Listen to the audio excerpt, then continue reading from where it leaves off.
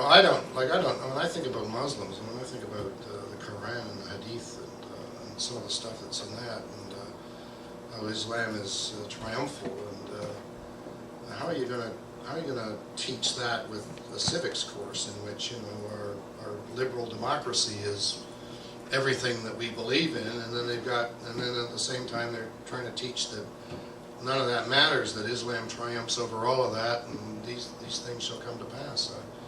I don't know how they're going to do that. So. Yes, ma'am.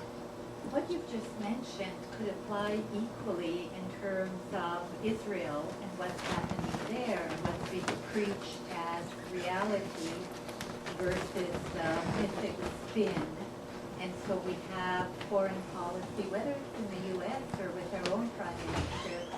I think, you've touched on so many important issues, but we need to be able to not just separate one out, but to see how all of these intersect, what the domestic impact is and what the world impact really is of all of this.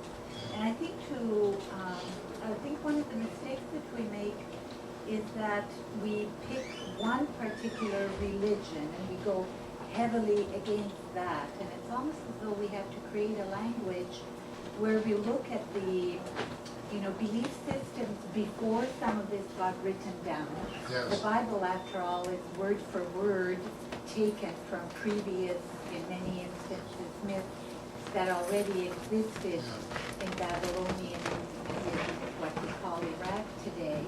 People don't know any of this, so your suggestion for teaching perhaps comparative religion or the history of religion is very apt.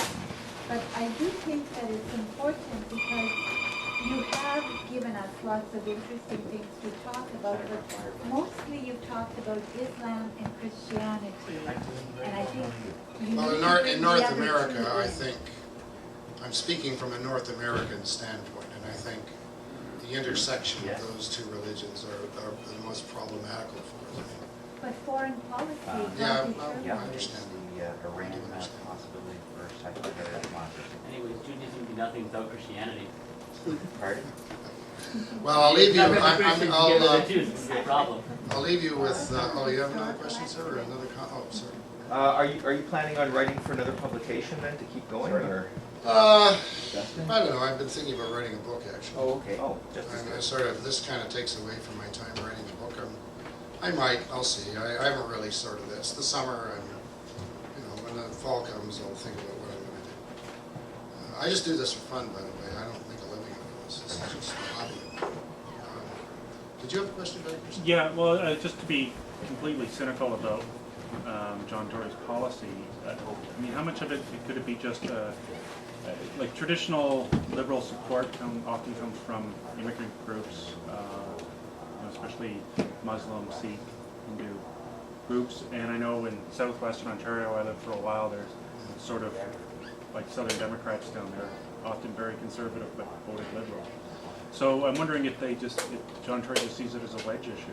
I definitely think that he's trying to capture that vote, but I think what he's missed in the piece is that he's losing his traditional base. I mean, I've been a lifelong voter for the Ontario Progressive Conservatives through bad years and good years, and I won't vote for them this time. Just for that issue alone.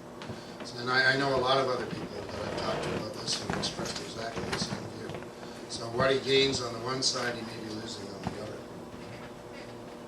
I'm wondering whether it has more to do with the fact that he's trying to win Kathleen Wynne's seat in Toronto, and it's actually just about that riding.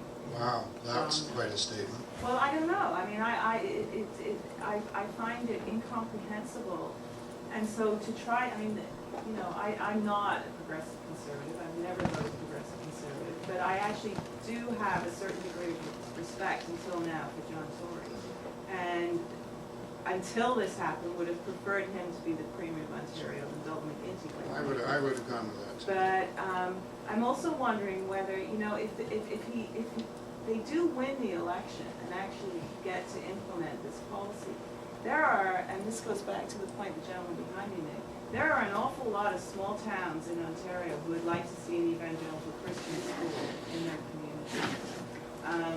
so that's part of their base, quote unquote, Yeah, I the, guess the, I thought of to it. whom this would appeal. So for me, the scariest thing about this coming to pass is not so much having, I don't know, a couple of Muslim schools or a couple of Jewish schools in Toronto and other urban centers in Ontario, but it's having a whole slew of evangelical Christian schools in rural areas, in small towns. Because I think that could be Yeah, I know what you're saying. a problem. I haven't seen any polls except one that was done by the Toronto Star, which of course is unscientific, but it ran 68% against Yeah, the I saw proposal versus 31. Anyway, I'm going to leave it there. I'll leave you with this one thought. I mean, if somebody asked me what the ideal world would be,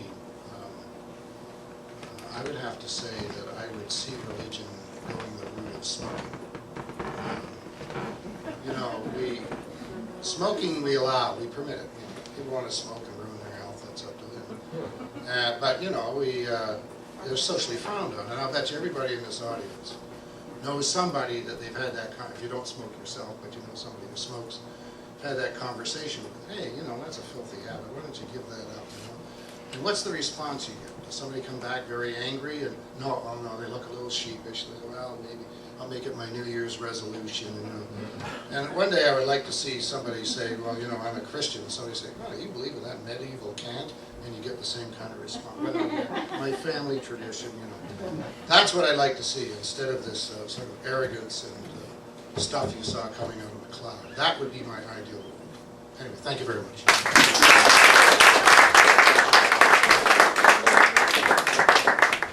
So I hope you found that talk kind of informative. We aren't really closing up for another while, so if you want to hang around, have some chips and pop or something else. We actually have a gift for Gary Reid, since we give our speakers gifts. We're very generous non-religionists. It's The Road to Reason by Pat Hutchinson, so if you'd like to accept it from CFI.